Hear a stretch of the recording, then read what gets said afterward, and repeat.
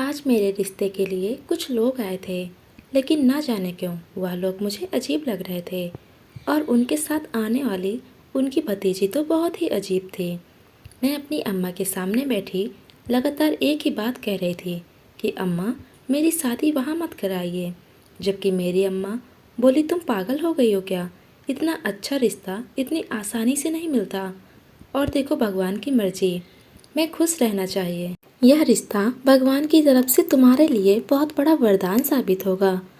मेरी अम्मा किसी भी हालत में मेरी शादी वहीं करना चाहती थी और मुझे वहाँ शादी सही नहीं लग रही थी। मैंने महसूस किया है कि उनके परिवार थोड़ा अलग है और सबसे ज़्यादा मुझे वह लड़की समझ नहीं आ रही थी। वह लड़की मेरे होने वाले पति की भतीजी है, लेकिन उसका अंदाज बहुत ही अजीब था। मैंने अपनी माँ से कहा, आप समझने की कोशिश तो करें, आप नहीं जानती, मैंने उस लड़की को देखा है, वह बहुत अलग है। उसकी हरकतें, उसका अंदाज यह बताने के लिए काफ़ी है कि वह लड़की अच्छी नहीं है। और अगर वह लड़की अच्छी नहीं है तो इसका मतलब उसका परिवार भी अच्छा नहीं है। जबकि मेरी अम्मा गुस्से से बोले, तुम पागल हो चुकी हो, तुम्हारा दिमाग घुटनों में आ गया है। तुम्हारी शादी उस लड़की से नहीं, उसके चाचा से होगी। और तुम ज़्यादा मत बोलो, तुम्हें बड़ों के मामले में नहीं पता, चुप रहो। मैंने फैसला कर लिया है, मैं तुम्हारी शादी हर हाल में वहीं कराऊंगी, चाहे कुछ भी हो जाए। मेरी अम्मा यह कहकर अपने कमरे में चली गईं और मुझे कुछ समझ नहीं आ रहा था। आज वो लोग मुझे देखने के लिए आए थे और मेरी माँ को मेरा होने वाला पति बहुत पसंद आया था, इसीलिए उन्होंने बिना मेरी राय लिए उन लोगों को हाँ बोल दी थी। कुछ ही पल का खेल था और शादी की तैयारियां जोरों शोरों से होने लगी थी, जबकि मुझे घबराहट हो रही थी। और फिर मैं भी आखिर यह सोचकर खुद को समझा लिया कि वाकई मेरी शादी उसके चाचा से हो रही है, उससे नहीं। और अगर उसने मुझसे फिर से कोई उल्टा सीधा सवाल जवाब किया तो मैं उसके चाचा से उसकी शिकायत कर दूंगी। लेकिन मुझे नहीं पता था कि उनके घर जाने के बाद मेरे सामने क्या हकीकत आने वाली है। समय अपनी रफ्तार से बीत चुका था और मेरी शादी खुशी खुशी मेरे पति से हो गई और माँ बाप के घर से पति के घर आ गई। समय गुजरता जा रहा था और यहाँ के तौर तरीके देखकर मेरी जान हलक में आ गई थी। जैसे मैंने सोचा था बिल्कुल वैसा ही हो रहा था। यहाँ आकर मुझे सभी लोगों के राज मालूम होते जा रहे थे। मैं हैरान थी कि मेरी शादी मेरे घर वालों ने कहाँ कर दी है। मेरी अम्मा तो कहती थी कि तेरा ससुराल बहुत ही अच्छा है, वहाँ तो बहुत खुश रहेगी, तुझे ज़िंदगी की हर सुविधा मिलेगी, वह लोग बहुत ही इज्जत वाले हैं, बस तुझे उनके हर हुक्म की पैरवी करनी होगी। लेकिन यहाँ आकर तो एक अलग ही हालत सामने आ रहे थे। मेरी जेठानी की बड़ी बेटी तान्या एक बहुत ही अलग मिजाज की लड़की थी। उसकी उम्र 18 साल थी, मगर उसकी हरकतें किसी 28 साल की औरत जैसी थी। तान्या को देखकर ऐसा लगता था कि जैसे वह सारे खेल खेली हुई है। मैंने कभी नहीं सोचा था कि मेरी शादी ऐसे परिवार में हो जाएगी। शादी की सुबह मैं हैरान रह गई जब मेरी वह 18 साल की भतीजी अपने चाचा की गोद में आकर बैठ गई। मेरे लिए यह सब कुछ काफ़ी हैरान करने वाला था। मेरी अम्मा ने तो मेरे ससुराल की बहुत तारीफ़ें की थी कि तेरे ससुराल वाले बहुत ही धार्मिक लोग हैं, तू बहुत खुश रहेगी, कोई भी परेशानी नहीं आएगी। मगर मुझे तो यहाँ ऐसा कुछ भी नहीं दिखा। थोड़ी देर बाद मेरी जेठानी आकर अपनी बेटी को ले गई, जबकि वह लगातार मना करती रही कि उसे वहीं रहना है। मेरे पति भी शायद मेरी मौजूदगी में शर्मिंदगी महसूस कर रहे थे। थोड़ी देर बाद ही हमें नाश्ते के लिए बुलाया गया। काफ़ी खुशनुमा माहौल था। मैंने नाश्ता किया, लेकिन अचानक ही तान्या आकर बैठी तो माहौल में एक अजीब ठंडक छा गई थी। मेरी सास, ननद और मेरे देवर सभी के चेहरे उतर गए थे। वहाँ से धीरे धीरे सब उठना शुरू हो गए थे, जबकि वह लड़की तान्या अभी भी डटी हुई नाश्ता कर रही थी।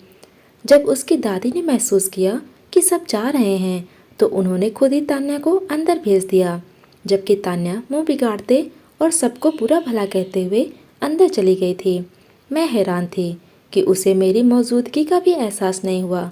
शायद वह ऐसी ही सोच की मालिक थी, लेकिन मुझे नहीं पता था कि असली हकीकत क्या है।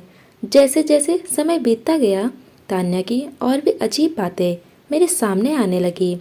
रात का दूसरा पहर चल रहा था और मैं प्यास के कारण मेरी नींद अचानक खुल गई। मैंने साइड टेबल की ओर हाथ बढ़ाया तो देखा जग खाली पड़ा हुआ था। मैं पानी लेने के लिए जैसे ही रसोई के पास पहुंची, तान्या की आवाज़ मेरे कानों में पड़ी। शायद वह किसी से मोबाइल पर बात कर रही थी। वह धीरे धीरे कह रही थी, देखो मेरे पास इतना समय नहीं है, जितना कहा है उतना करो, सही समय पर पहुंच जाना। मुझे नहीं पता, बस मुझे यह करना है। अब मेरा दिल कर रहा है, मुझे और सहन नहीं होता। मम्मी मेरी शादी कब करेंगी और यह काम अपनी ज़िंदगी में जल्द से जल्द करना चाहती हूँ। उसकी बातें सुनने में काफ़ी दिलचस्प लग रही थी। मैं ध्यान से सुनने लगी। वह आगे बोली, बस मैंने सोच लिया है, अब मैं यह करती जाऊंगी, मुझसे और सहन नहीं होता। मेरी आंखें हैरानी से फैल गई। वह शादीशुदा रिश्ता बनाने की इच्छा जता रही थी, शायद वो भी किसी अनजान आदमी के साथ। यह क्या बातें उसके लिए सही थी? मैं उसे जाकर पूछना चाहती थी, लेकिन तभी उसने कुछ ऐसा कहा कि मेरे होश उड़ गए। वह बोली, और हाँ, वहाँ सिर्फ तुम ही नहीं होने चाहिए, तुम्हारे साथ 2-4 और लड़के भी चाहिए। मैं किसी एक आदमी के साथ यह काम नहीं करना चाहती, वहाँ 2-4 और लड़के होने चाहिए, तभी मज़ा आएगा। अचानक वह किचन से बाहर आ गई और मुझे सामने खड़ा देखकर बगल से निकल गई। उसके माथे पर सिकन तक नहीं आई थी, ना ही चेहरे पर कोई घबराहट थी। वह इतनी आसानी से यह बातें कर रही थी मानो यह कोई बड़ी बात ही ना हो। मेरा दिमाग सुन्न हो चुका था। तान्या हमारे परिवार की इज्जत थी। अगर वह कोई गलत काम करती तो हमारे परिवार की ही बदनामी होती। मुझे समझ नहीं आ रहा था कि मैं क्या करूं। मैंने जल्दी जल्दी पानी लिया और जग भरकर अपने कमरे में लौट आई। वह रात मेरे लिए किसी सजा से कम नहीं थी। वैसे तो घर में कोई भी तान्या को पसंद नहीं करता था, लेकिन मैं उस पर इतना घिनौना आरोप लगाने को तो सब लोग मेरे ही खिलाफ हो जाते, और मेरी शादी अभी केवल 2 महीने ही हुए थे। इसलिए मैं कोई ऐसा कदम नहीं उठाना चाहती थी जिससे मेरी वैवाहिक जिंदगी पर असर पड़े। जैसे जैसे समय बीतता गया, मैंने चुप्पी साध ली थी। मैं बस सही मौके का इंतजार कर रही थी ताकि अपने पति से यह बात कर सकूं। जब सुबह हुई तो घर की औरतों के साथ मैं नाश्ता बनाने में लग गई। मैं बार बार तान्या की माँ की तरफ देख रही थी। इस घर में वही एक महिला थी जो तान्या से बेहद प्यार करती थी। बाकी घर के लोग उसे देखना भी पसंद नहीं करते थे। अचानक मेरा मन हुआ कि मैं उन्हें उनकी बेटी की करतूतें बता दूं, लेकिन फिर सोचा कि इसका कोई फ़ायदा नहीं होगा। कौन जाने वह मुझ पर यकीन करेगी भी या नहीं। सबको नाश्ता करवाने के बाद मैं ऊपर छत में चली गई। छत पर एक बड़ा पिंजरा बना हुआ था जिसमें कई कबूतर थे। मैंने कबूतरों को दाना पानी किया और नीचे आने लगी। तभी मेरी नज़र छत के कोने में बैठी तान्या पर पड़ी, जो मोबाइल चला रही थी। मैं उसकी तरफ बढ़ी। मुझे देखकर वह चौंक गई। वह क्या कर रही थी मुझे नहीं पता था, पर इतना तो समझ आ गया था कि वो मोबाइल में कुछ देख रही थी। अचानक मेरे मन में गलत ख्याल आने लगा। यकीनन वह मोबाइल पर कुछ गलत ही देख रही थी। तभी तो मेरे आने पर घबरा गई। मुझे ताज्जुब हो रहा था कि इतनी छोटी उम्र में यह लड़की ऐसी हरकत क्यों कर रही है।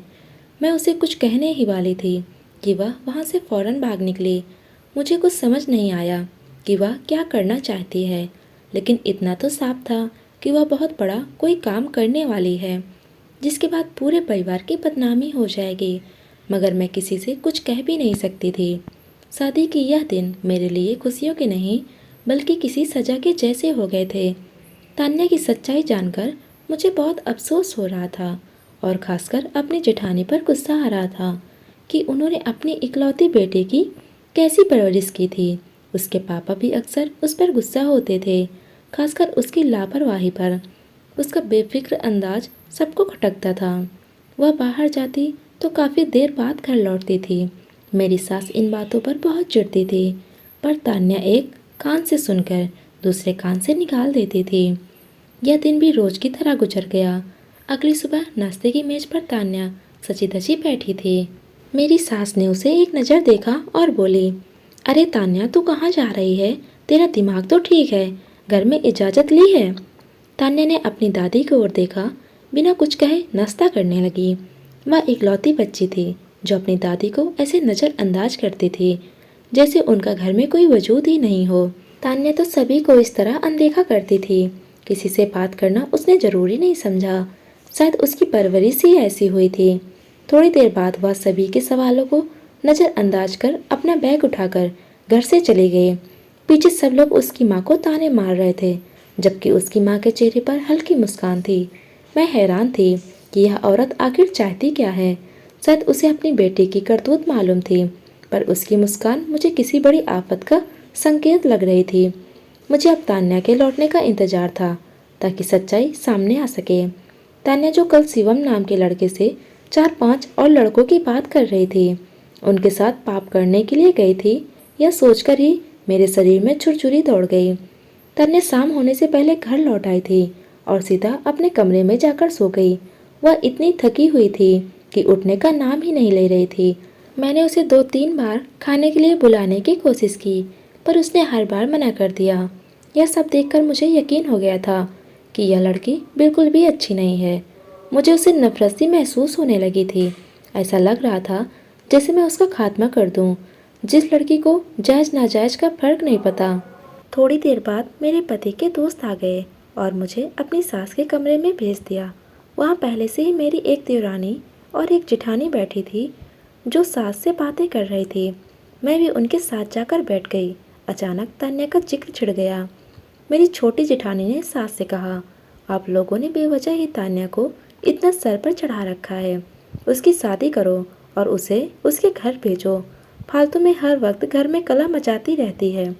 उसकी वजह से सब परेशान हैं। कल भी विहान यही कह रहे थे कि इस लड़की ने हमारी नाक कटवाने की कसम खा ली है, ना जाने हमारा क्या करेगी।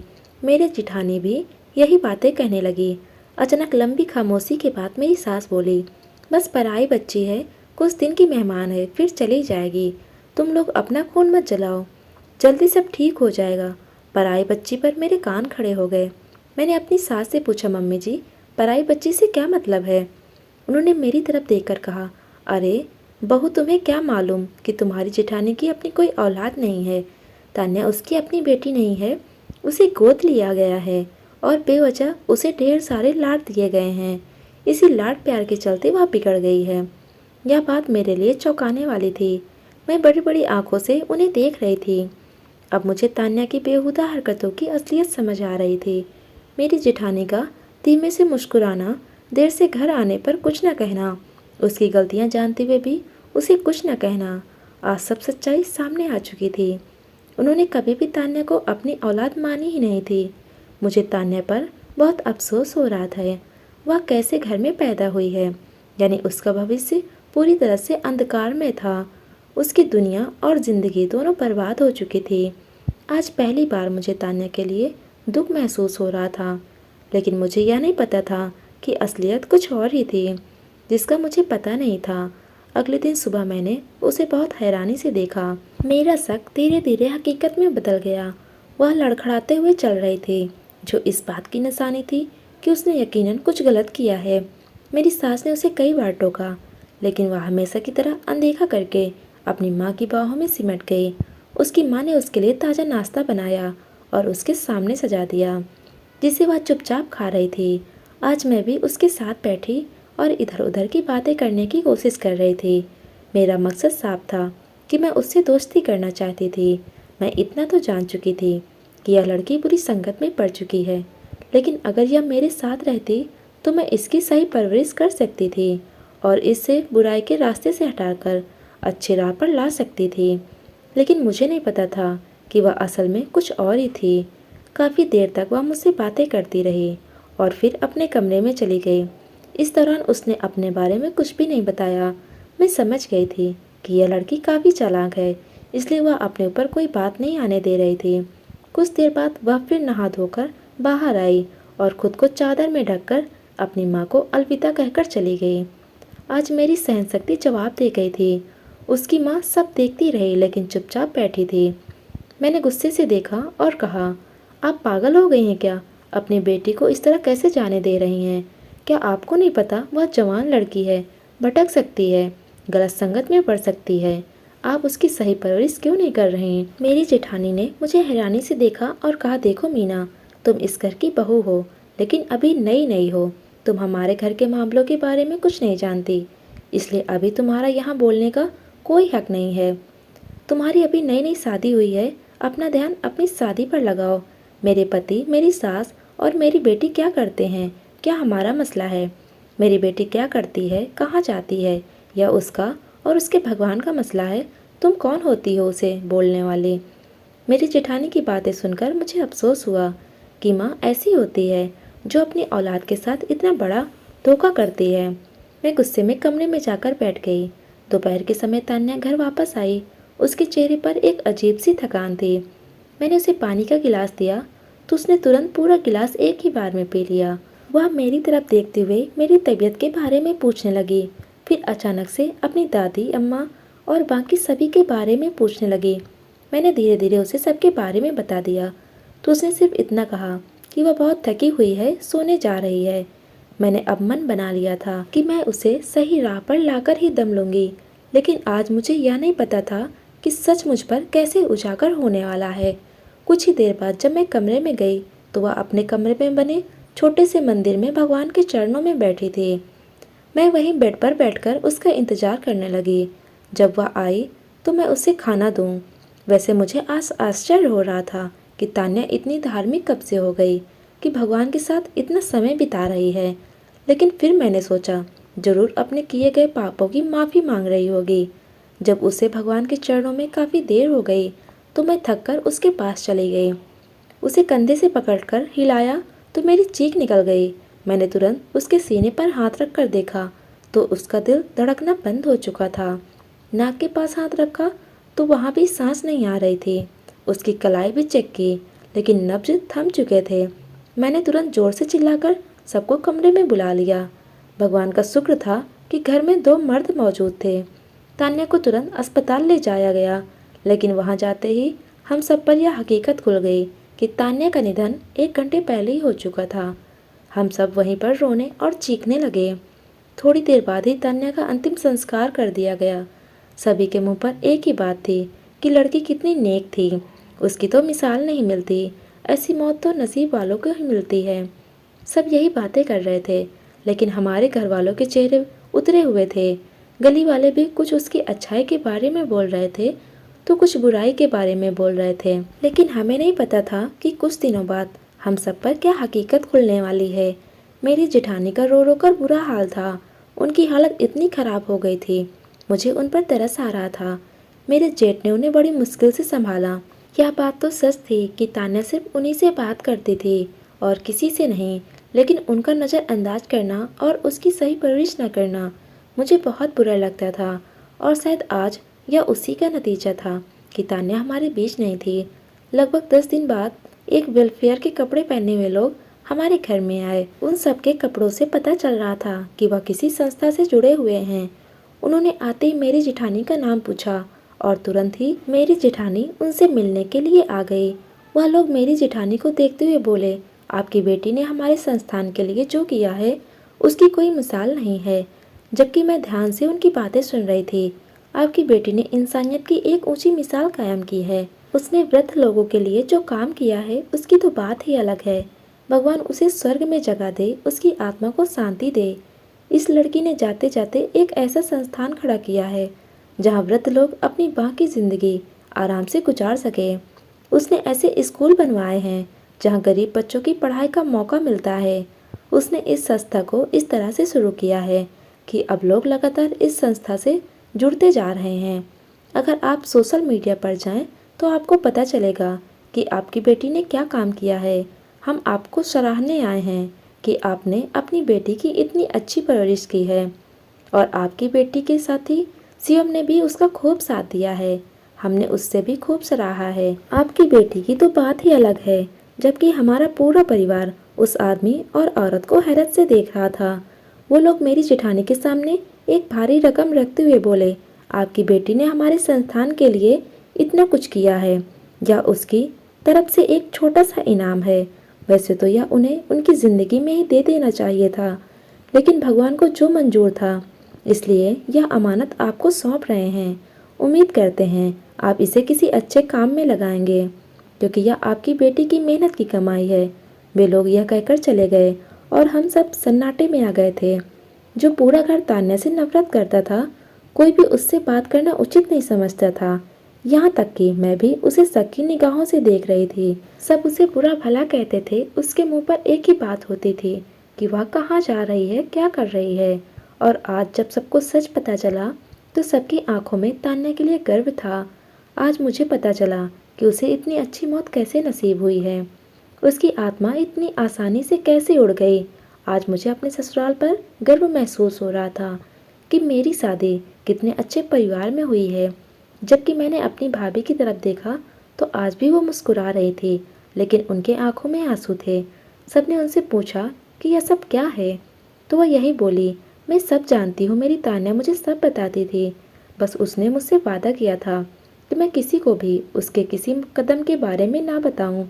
वह कहती थी वह इतनी खामोशी से मेहनत करेगी कि उसकी सफलता शोर मचा देगी, और आज उसने वह कर दिखाया। मुझे अपनी तान्या पर गर्व है। जबकि मेरी जेठानी यह कहकर अपने कमरे में चली गई थी, और आज मुझे अपनी सोच पर बहुत अफसोस हो रहा था। मैंने तान्या के बारे में कितना गलत सोचा था।